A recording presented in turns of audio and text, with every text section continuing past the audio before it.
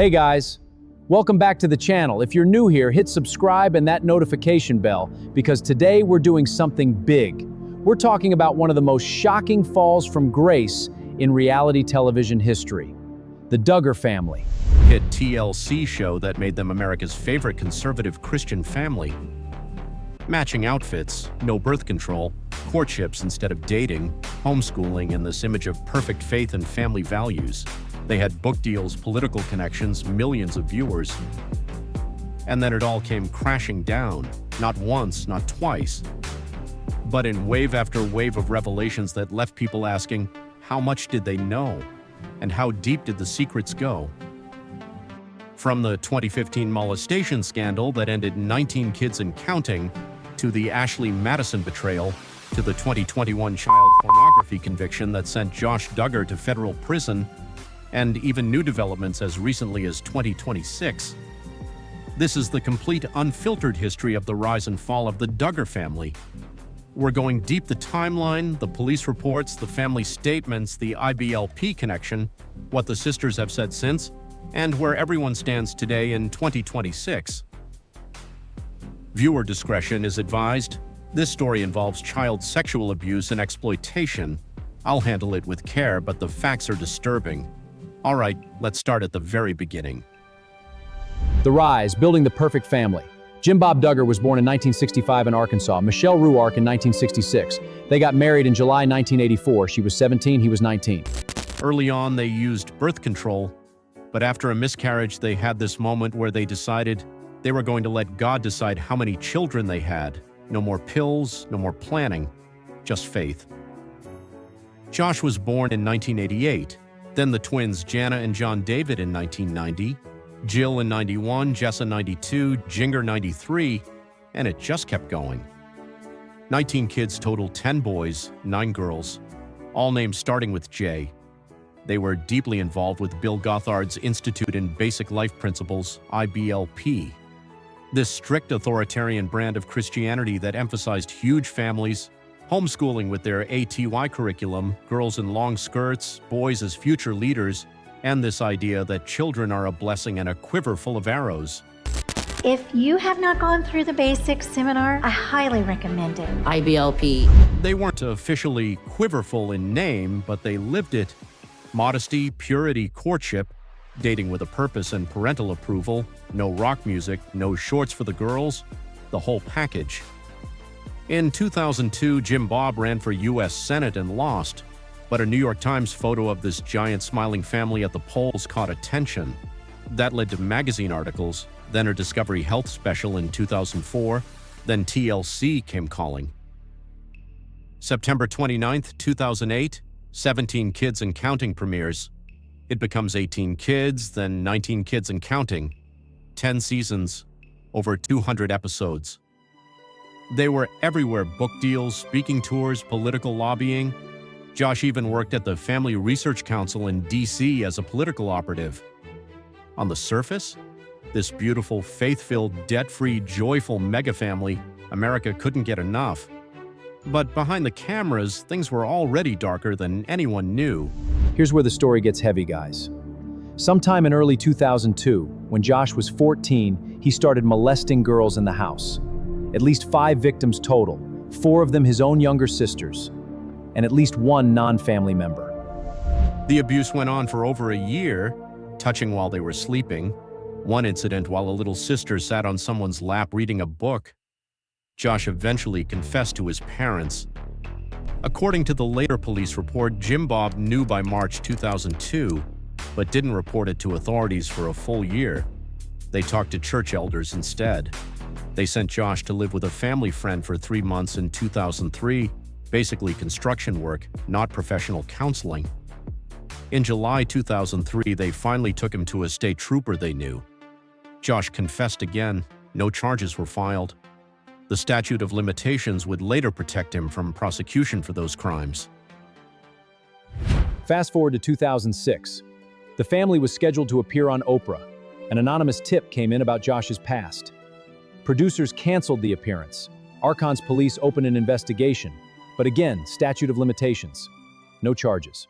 The family kept filming, kept building the brand. kept telling the world they were the shining example of Christian family values. For 12 years, they carried this secret. And then, in May 2015, In Touch Weekly got their hands on that old police report through public records. Everything exploded. Did you live in fear that it might come out? I don't know that we lived in fear because we'd all resolved it. It had been forgiven. We moved on with life. When you heard that in late May, that the story had broken, that you hadn't been given a heads up by any of the official police involved, that they were going to do this, what was your reaction? I said, God, I know that there's a lot of families out there that are hurting. And you know what? This isn't something we wanted to come out.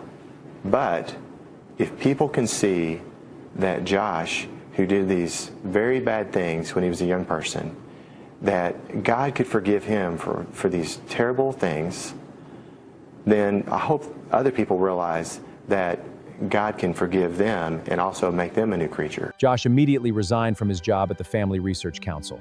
He released a statement. I acted inexcusably. I am deeply sorry.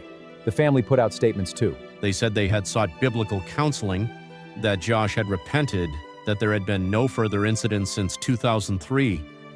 Two of the victims, Jessa and Jill, did a Fox News interview with Megyn Kelly where they said what happened was very wrong, but pushed back against calling Josh a pedophile, saying that label was overboard. Jill later called the public release of the report re-victimization, but the damage was done. TLC suspended the show on May 22nd, pulled reruns, over 20 major advertisers bailed. On July 16, 2015, they officially canceled 19 Kids&Counting. The internet lost its mind.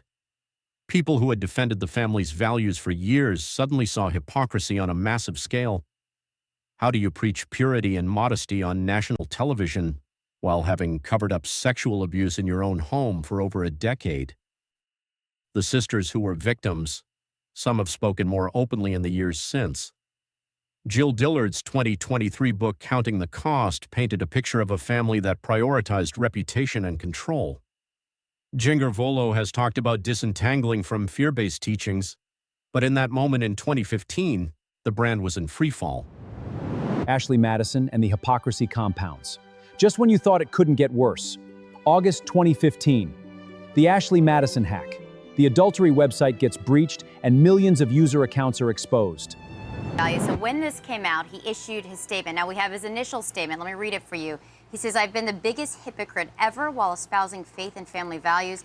I've secretly over the last several years been viewing pornography on the internet, and this became a secret addiction. I became unfaithful to my wife. He's since revised that to take out some of the pornography part, but he is admitting to wrongdoing in light of this massive, massive data breach, John. He also admitted to struggling with pornography. He checked himself into a rehab program called Reformers Unanimous. Anna stood by him publicly. They had more kids after this. Think about the timeline for a second. The man who built a career lecturing about family values, traditional marriage, and protecting children was simultaneously on an adultery site and years earlier had molested his own sisters. The contrast was brutal, and it only made people more suspicious about what else might be hidden. Now we get to the part that sent Josh to federal prison. Back in May 2019, while running his used car lot in Springdale, Arkansas, Josh installed a password-protected Linux partition on his work computer. Why? To bypass the Coveney's accountability software the family used. On that hidden partition, over 3 days, he downloaded child sexual abuse material, including images and videos of prepubescent children and sadistic content. One of the files was reportedly Daisy's Destruction, which is about as dark as it gets. Homeland Security had been running undercover operations on file-sharing networks. They traced activity to his car lot. In November 2019, they searched the place and seized the computer. For a year and a half, the investigation stayed quiet. Then, on April 29, 2021, U.S. Marshals arrested Josh Duggar at his car lot on federal charges of receiving and possessing child pornography. Counting. On the spin-off show that had been running since 2015, focusing on the older kids, was immediately canceled. Trial was in late 2021. The evidence was overwhelming. The hidden partition, the downloads, the timing. On December 9th, 2021, the jury convicted him on the receipt charge. May 25th, 2022, sentencing. The judge gave him 151 months or 12 years and 7 months in federal prison, plus a $10,000 fine and 20 years of supervised release as a registered sex offender. He showed little emotion. He's been appealing ever since the 8th Circuit upheld it. The Supreme Court declined to hear it in 2024. In 2025 to 2026, he tried to vacate the conviction on his own. That was denied in June 2026, and he's appealing that denial now. As of right now, in July 2026, Josh Duggar is still incarcerated, with a projected release in early 2033. The family aftermath, divisions, books, and shiny happy people. The fallout didn't just hit Josh, it hit the whole family. Some of the sisters started speaking out more. Jill's book, Counting the Cost, detailed feeling controlled financially and emotionally even after marriage. Jinger's book, Becoming Free Indeed, talked about disentangling from fear-based IBLP teachings. The 2023 Amazon docuseries, Shiny Happy People, Duggar Family Secrets, brought a lot of former IBLP members forward. It painted a picture of an authoritarian system where girls were taught to be submissive, abuse was sometimes minimized, and protecting the family's image came first. Bill Gothard himself faced multiple sexual harassment and abuse allegations from young women in his ministry and stepped down years earlier. Meanwhile, other siblings stayed closer to the original family structure. Anna has publicly stood by Josh through everything, even the prison sentence. They have 7 children together. And then, in March 2026, another bombshell. Joseph Duggar, one of the middle sons, was arrested in Florida, accused of molesting a 9-year-old girl during a family vacation back in 2020. His wife Kendra was also arrested on related charges. He pleaded not guilty in May 2026. The case is still ongoing. It's hard not to see a pattern when you step back. Where are they now? So where is everyone in 2026? Jim, Bob, and Michelle are still together in Arkansas. The family is huge now with dozens of grandkids.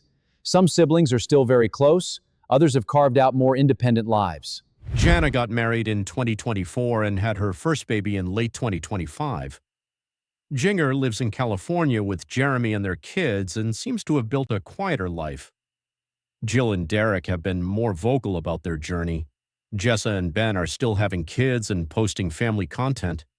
Josh remains in federal prison. Anna is raising their 7 children largely on her own, with occasional supervised visits. The TV empire is long gone. The brand that once sold faith, family, freedom has been permanently stained. Look, at the end of the day, this story isn't just about one guy who did terrible things. It's about a culture that enabled secrecy. It's about how reputation and image can sometimes matter more than protecting the vulnerable. It's about victims who are still healing years later. The Duggars presented themselves as this perfect example, and when the mask slipped, it revealed something a lot more complicated and painful. Some people will always defend them, others will never forgive. The truth is probably somewhere in the messy middle, but the facts of what happened to those girls, and later the child exploitation material, are not up for debate. What do you think? Did the family's beliefs and structure play a role in how they handled things? Should Anna have left? Are some of the siblings truly free now or still influenced?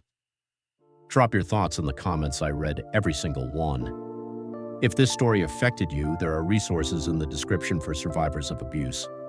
Thanks for watching this whole thing with me. It was a heavy one. If you want more deep dives like this, true crime, scandals, family mysteries, hit subscribe and the bell. Until next time, take care of each other.